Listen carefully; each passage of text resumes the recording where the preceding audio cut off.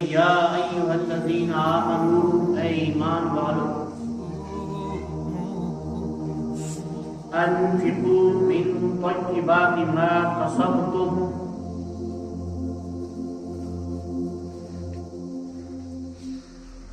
تم جو کچھ پاکیزہ کمائی کرتے ہو اس کو اللہ کے راستے میں خرچ کرو. وَمِمَّا أَخْرَجْنَا لَكُم مِّنَ الْأَرْضِ اور ان چیزوں میں سے بھی خرچ کرو جو ہم نے تمہارے لیے زمین سے نکالی ہے، پیدا کی.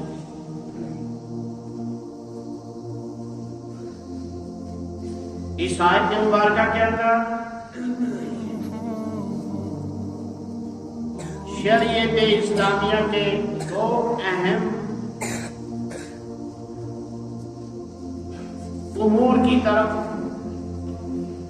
اشارہ فرمایا جا رہا ہے. انسان کو مال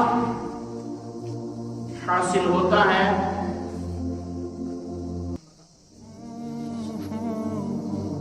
تجارت کے ذریعہ سے، ملازمت اور مصاحبت کے ذریعہ سے،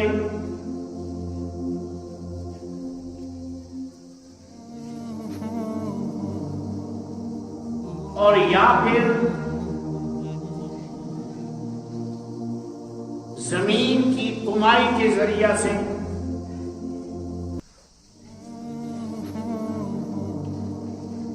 باغات اس کا سبب ہو، غذائی اجناس اس کا سبب ہو، یا کوئی اور ذریعہ ہو.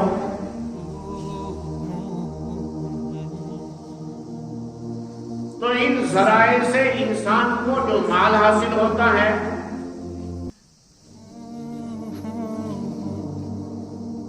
اس میں اللہ عز و جل والاکرام نے حصہ مقرر فرمایا ہے.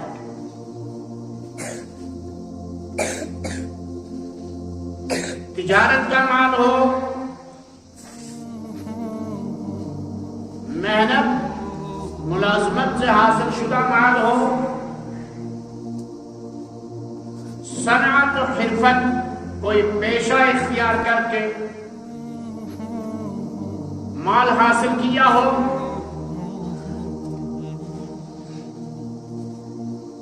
اور وہ مال حاجات اصلیہ سے اتنا زائد ہو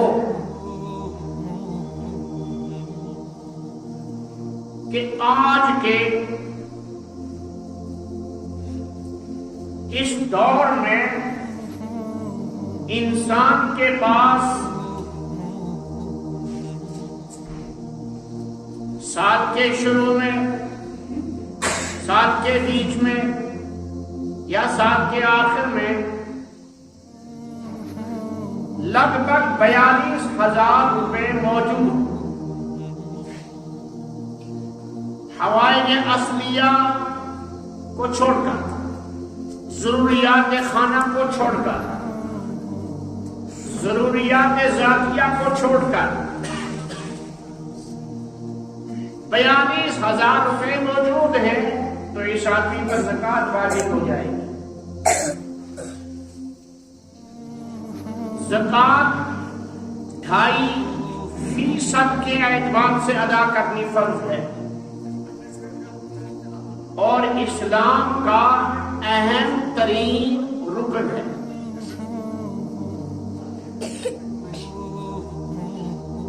اگر مال زکوٰۃ اپنے مصرف میں استعمال کیا، اپنے گھر میں استعمال کیا، اپنے ذاتی اخراجات میں استعمال کیا، یہ بالکل ناجائز حرام ہے، اس لیے کہ اللہ ذو الجلال والاکرام نے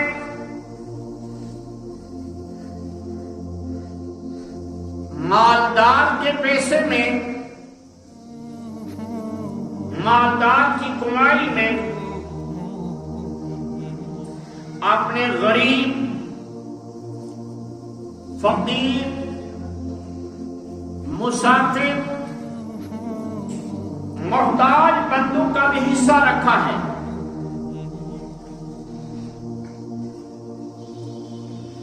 اللہ چاہتے تو یہ حکم دیتے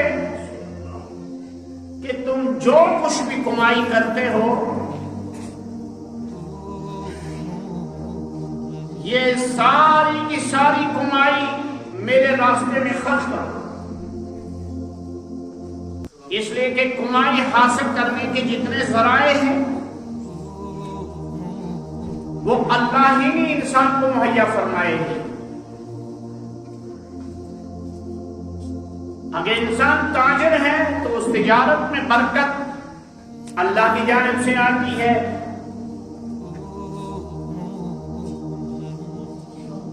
اس تاجر کے پاس گاہک اللہ کی طرف سے بھیجے جا رہے ہیں، اللہ انتظام کر رہا ہے۔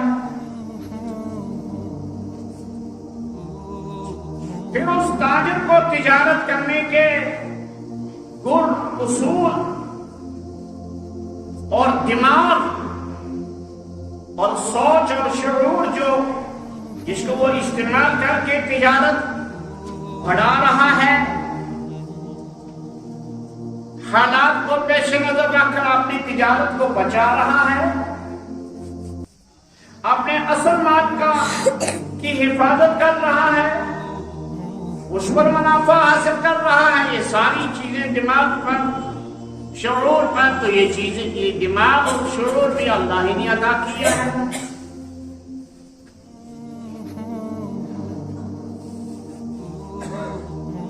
اور اگر انسان ملازمت صنعت و حرفت کے ذریعے سے حاصل کر رہا ہے اور کہہ رہا ہے کہ یہ تو میں نے اپنا بچپن لگایا، اپنی جوانی لگائی، تعلیم پڑھی، پھر میں نے اچھی ڈگری پائی، میں اچھا ملازم بنا، اتنی محنت اس کے پیچھے ہے اور تب جا کے مجھے یہ پیسہ حاصل ہوا، تو یہ کہنا بھی اس کا درست نہیں ہے۔ اس لیے کہ تعلیم کے حاصل کرنے کے ذرائع بھی اللہ نے بنائے، اور تعلیم حاصل کرنے کے لیے دماغ اللہ نے دیا، آنکھیں اللہ نے دی، زبان اللہ نے دی، ہاتھ پیر اللہ نے دیے، تب جا کے یہ تعلیمی میدان میں قابلیت اور صلاحیت مند آدمی کہلایا، اور اس کو گورنمنٹ جاب ملا یا پرائیویٹ جاب ملا اور خوب کمائی کر رہا ہے۔ جس ذریعے سے بھی رسومات آئیں گی، پیسہ آئے گا، دولت آئے گی، اس میں غور کریں گے تو یہ بات بالکل روز روشن کی طرح عیان ہو جاتی ہے کہ یہ سب کچھ اللہ کا دیا ہوا ہے، یہ اللہ کی دین ہے، یہ اللہ کا انعام ہے۔ اللہ میاں چاہتے تو کہتے کہ سارا خرچ کرو میرے راستے میں، حکم دے دیتے بجا، لیکن اللہ ذو الجلال والاکرام بڑے رحیم و کریم، بڑے مہربان اور بہت جواد ہیں، سخی ہیں۔ اس نے فرمایا کہ یہ جو حاصل ہوا ہے دولت، یہ اپنے پاس رکھو، اپنے مصرف میں استعمال کرو، صرف اس میں سے 2.5% یعنی 100 میں سے 2.5 روپے زکات نکالو، تمہارا مال پاک ہو جائے گا، تمہارا مال ستھرا ہو جائے گا، اس میں برکت آ جائے گی۔ زکات کے معنی یہ ہے پاک کرنے کے۔ کپڑا میلا ہو گیا، ٹوپی میلی ہو گئی،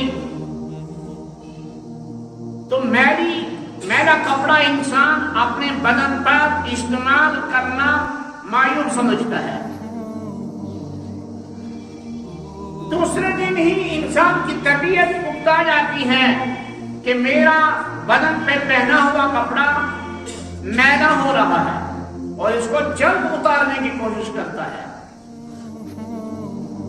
ظاہر اسی طریقے سے انسان کے جسم پر میل آ جائے، گرد آ جائے، غبار آ جائے تو انسان اس کو پسند نہیں کرتا، انسان جلدی اس کو دھونے کی، صفائی کرنے کی کوشش کرتا ہے۔ ظاہری میل کچیل، ظاہری ناپاکی اور ظاہری نجاست بھی انسان اپنے بدن اور کپڑے پر پسند نہیں کرتا، اپنے کمرے میں پسند نہیں کرتا، اپنے بیڈ روم میں پسند نہیں کرتا، اپنے مکان میں پسند نہیں کرتا، اپنے آنگن میں پسند نہیں کرتا۔ اسی طرح سے جس طرح یہ ظاہر ہے، اسی طرح انسان کا باطن ہے، اور باطن میں انسان کی روح ہے۔ روح جسم سے بھی زیادہ پاکیزہ ہے، اور روح کو جسم سے بھی زیادہ پاکیزہ غذا کی ضرورت ہے، صفائی کی ضرورت ہے، ستھرائی کی ضرورت ہے۔ جسم کا انجام میریامیٹ ہونا ہے، فنا ہونا ہے، لیکن روح فنا نہیں ہوتی، روح باقی رہتی ہے، روح زندہ رہتی ہے۔ تو اس کی پاکیزگی کا اہتمام زیادہ کرنا ہے، اس کی صفائی کا اہتمام زیادہ رکھنا ہے۔ اسی طریقے سے بظاہر یہ مال ہمیں پاک نظر آتا ہے، صاف نظر آتا ہے، ستھرے نوٹ، کھنکتے ہوئے نوٹ، بظاہر مال میں کوئی خرابی نظر نہیں آتی، لیکن اس کے اندر ناپاکی چھپی ہوئی ہوتی ہے، اور وہ تب تک دور نہیں ہوگی جب تک اس میں اللہ کے محتاج بندوں کا حصہ نہ نکالے۔ اس کے بہت سارے مسائل ہیں، کتاب المسائل کو کہا کہ ایک مستقل باب بنتا ہے فقہ کی کتب کے اندر۔ احادیث مبارکہ کے اندر ایک بہت بڑا ذخیرہ ہے زکات کی فضیلت اور اہمیت پر، زکات کی فرضیت پر۔ سیدنا معاذ بن جبل رضی اللہ تعالی عنہ کو حضور علیہ السلام نے یمن کی طرف بھیجا تھا، تو بہت ساری نصیحتیں فرمائی تھی، اور اس میں ایک نصیحت آپ صلی اللہ علیہ وسلم نے یہ فرمائی تھی کہ معاذ، اغنیاء سے مال وصول کرنا، مالداروں سے مال وصول کرنا، اور ان میں جو فقراء ہیں، ان میں جو محتاج ہیں، ان پر خرچ کرنا۔ مال اغنیاء اور مالداروں سے وصول کرنے کی ہدایت دی، اور اس کا مصرف فرمایا کہ فقراء پر خرچ کرو۔ امت کے اندر جو فقراء ہیں، محتاج ہیں، ان پر خرچ کیا جانا چاہیے۔ اسلام نے خرچ کرنے کا جو سسٹم دیا ہے، جو مزاج دیا ہے، یہ کسی دوسرے دین کے اندر نہیں ہے۔ آپ مطالعہ کریں ویدک دھرم کا، ہاں، آپ مطالعہ کریں ہندوازم کا، آپ مطالعہ کریں یہودیت اور نصرانیت کے مذاہب کا، ادیان کا، کی جو تاکید اور خرچ کرنے کا جو مزاج اور خرچ کرنے کا جو انداز شریعت اسلامیہ نے ہمیں عطا کیا ہے، یہ کسی دوسرے مذہب کے اندر ہے ہی نہیں۔ ایک سسٹم دیا زکات کا، اور یہ تجربہ ہے، اگر سارے مسلمان جو صاحب ثروت ہیں، جن کو اللہ نے مال کی دولت عطا کی ہے، اگر یہ پوری زکات حساب لگا کر ادا کریں گے، پورے حساب کی زکات دیں گے، تو امت کے اندر خوشحالی آئے گی، بدحالی ختم ہو جائے گی، غربت اور افلاس ختم ہو جائے گا، اور امت کا فقیر اور محتاج بھی جو ہے غنی بن جائے گا۔ یہ محققین جو ملک کے محققین ہیں، ملک کے اندر جو محققین علماء بیٹھے ہیں، ان کی یہ تحقیق ہے۔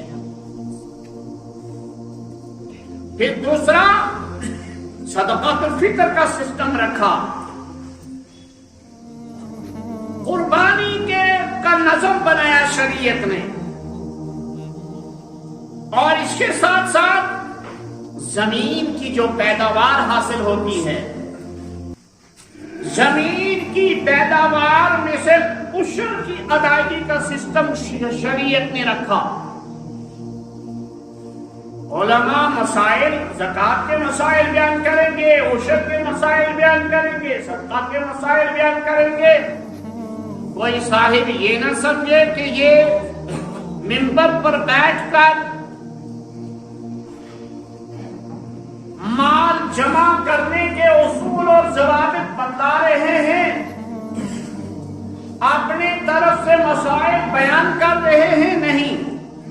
یہ سارے مسائل جو فقہ کی کتب کے اندر لکھے ہوئے ہیں، ان میں سے ایک مسئلہ بھی ایسا نہیں ہے جو قرآن مجید سے باہر ہو یا حدیث رسول صلی اللہ تعالی علیہ وسلم سے باہر ہو۔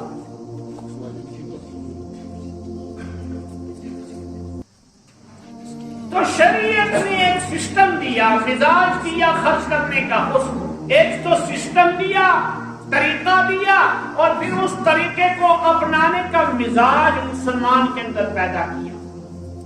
اور وہ مزاج کیسے پیدا ہوا؟ قرآن مجید نے جا بجا انفاق فی سبیل اللہ کی فضیلت بیان کی۔ حضرت رسول اکرم صلی اللہ علیہ وسلم نے احادیث مبارکہ میں خرچ کرنے کی فضیلت بیان کی۔ جس طرح یہ تجارت سے حاصل شدہ مال یا دوسرے ذرائع سے حاصل شدہ مال تب تک پاکیزہ نہیں بنتا جب تک اس میں زکات نہ ادا کی جائے۔ اسی طریقے سے اپنے ہاتھوں سے زمین سے حاصل شدہ فصل، حاصل شدہ کمائی، اپنے باغ سے حاصل شدہ میوہ، جب تک اس میں عشر نہیں نکالیں گے تب تک یہ میوہ باطنی طور پر، ظاہری طور پر تو پاک ہے، باطنی طور پر پاک نہیں مانا جائے گا، اور اس کو ایسے ہی استعمال کیا تو لا یجوز کا حکم شریعت لگا رہی ہے کہ جائز نہیں، پہلے فقیر کا حصہ نکالو۔ وَمِمَّا أَخْرَجْنَا لَكُم مِّنَ الْأَرْضِ، اس کی تفصیل قرآن مجید کے 8ویں پارے کے اندر سورۃ الانعام میں بھی مذکور ہوئی ہے۔ امام ابو یوسف رحمہ اللہ تعالی، حضرت امام ابو حنیفہ رحمۃ اللہ علیہ کے نایاب شاگرد قاضی ابو یوسف، اور امام شافعی رحمہ اللہ تعالی، امام مالک رحمہ اللہ تعالی، ان حضرات کی رائے ہے کہ کھیت سے حاصل شدہ جو فصل ہے وہ 40 من جب حاصل ہو جائے گا، 40 من اس پر عشر دینا واجب ہو جائے گا۔ لیکن حضرت امام ابو حنیفہ رحمۃ اللہ علیہ، بڑے امام اعظم جنہیں امام اعظم کہا جاتا ہے، بڑے امام صاحب رحمۃ اللہ علیہ، اور ان کے دوسرے شاگرد حضرت امام محمد رحمۃ اللہ علیہ فرماتے ہیں یہ 40 وسق 40 منج یہ قرآن مجید کے منشا کے خلاف ہے۔ قرآن مجید میں آیت آتی ہے وَمِمَّا أَخْرَجْنَا، اور اس میں سے جو ہم نے نکالا تمہارے لیے زمین سے، اس میں قلیل بھی آ گیا کثیر بھی آ گیا۔ قلیل تعداد میں نکلا ہے تو اس پر بھی عشر واجب ہے، کثیر تعداد میں نکلا ہے تو اس پر بھی عشر واجب ہے۔ تفصیل میں نہ جاتے ہوئے، اگر آپ کے پاس اخروٹ ہیں، بادام ہیں، خشک میوہ ہے، اس میں عشر 10واں حصہ واجب ہے۔ مکی، گندم، جوار، باجرہ، اس میں عشر 10واں حصہ واجب ہے۔ یعنی 10 ڈبے نکلے ہیں، 10 بوری نکلی ہے تو 1 بوری اللہ کے راستے میں دینی ہے۔ شادی ہے، دہان یا باغات کا فصل ہے، سیب چاہے جام سی قسم ہو، اس میں عشر 20واں حصہ ہے۔ یعنی دہان کی اگر 20 بوریاں نکلی ہیں تو 1 بوری دینی ہے، 10 بوریاں نکلی ہیں تو آدھی بوری دینی ہے۔ اسی طریقے سے باغات میں سے 10 پیٹیاں میوے کی حاصل ہوئی ہیں تو یہ آدھی پیٹی اللہ کے راستے میں خرچ کرنی ہے، اور 20 نکلی ہیں تو 1 پیٹی اللہ کے راستے میں خرچ کرنی ہے، یہی ہو گیا 20واں حصہ۔ یا یوں مانیے کہ نقد کے اعتبار سے 100 میں سے 10 روپے وہ 10واں حصہ ہو گیا، اور 100 میں سے 5 روپے یہ 20واں حصہ ہو گیا۔ اتنا اللہ کے راستے میں خرچ کرنا لازم ہے۔ یہ خرچ امت کے فقراء، محتاج، مساکین کو دینا چاہیے، اور بالخصوص جو دینی ادارے ہیں، دینی اداروں میں زکوٰۃ یا عشر یا اس مقدار کی جو رسومات دی جاتی ہیں، اس کا ڈبل ثواب ہے۔ ایک یہ کہ دینی مدارس میں محتاج طلبہ ہوتے ہیں زیادہ تر، ویسے امیر طلبہ بھی آتے ہیں الحمدللہ، عمراء کو بھی اب خیال آ رہا ہے کہ میرا بچہ قرآن پڑھے، میرا بچہ جاہل نہ رہے، میرے مرنے کے بعد ہاتھ کھڑا کرے، میری قبر پر ہاتھ کھڑا کرے۔ یہ مزاج عمرہ کا بھی بن رہا ہے، لیکن اکثر وہ بچے آتے ہیں جو امت کے غریب طبقہ کے بچے ہوتے ہیں، کیونکہ عظیم الشان ہے یہ کام، نکلے گا غریبوں سے۔ بڑوں کے تو گئے کالجوں میں اور بڑی بڑی یونیورسٹی میں چلیں گے، اب غریب بیچارے جو ہیں وہ مدرسے کی تعلیم پڑھ رہے تھے، ان کو بھی سکھ سے نہیں، آرام سے نہیں پڑھنے دیتے۔ چلو اس پر نہیں بات کریں گے، اللہ ہمیں معاف فرمائے اور اللہ ہمارے حالات کو درست فرمائے۔ تو 2 قسم کا ثواب ملے گا، ایک فقیر اور محتاج کی مدد کا ثواب ملے گا، ایک اشاعت علم دین کا ثواب ملے گا۔ یہاں سے بچہ پڑھ کر جائے گا، حافظ قرآن، قاری قرآن، صحیح امام، صحیح خطیب اور بہترین قاری بن کے نکلے گا، بہترین مفتی اور عالم بن کر نکلے گا۔ وہ تو امت کے مسائل، لوگوں کے ہی نہیں، پوری امت کے مسائل کو حل کرنے کا اپنی صلاحیت رکھتا ہے آپ کے اندر الحمدللہ۔ ملک کا ایک بہترین شہری بنتا ہے، ملک کا ایک بہترین فرد بن کر کھڑا ہوتا ہے، اور پورے سوسائٹی کے اندر ایک معزز مقام کا آدمی مدرسہ تیار کر کے دیتا ہے۔ اس لیے دینی مدارس کا خاص خیال رکھنا چاہیے، اور آپ کا جو ادارہ یہاں ہے الحمدللہ کئی سالوں سے یہ ادارہ چل رہا ہے، اللہ تعالیٰ کا شکر ہے الحمدللہ، اس میں ٹھیک ٹھاک تعلیم بھی ہو رہی ہے اور بہترین انتظام بھی ہوتا ہے، تعلیمی نظام بہت اچھا ہے، اللہ کا شکر ہے الحمدللہ۔ اس سال بھی 4 حفاظ ہمارے الحمدللہ تیار ہونے جا رہے ہیں۔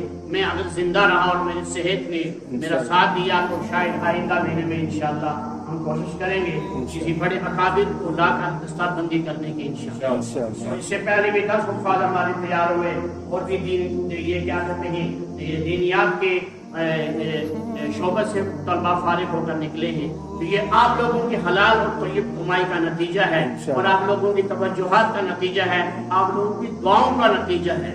اللہ تعالیٰ قبول فرمائے۔ اس صورت سے کہ خصوصی معاملات آپ کیا کریں گے، ہمیشہ کرتے بھی ہیں الحمدللہ اور کیا بھی کریں گے، اور اس موسم میں اپنے اس ادارے کو خاص طور پہ یاد رکھیں گے۔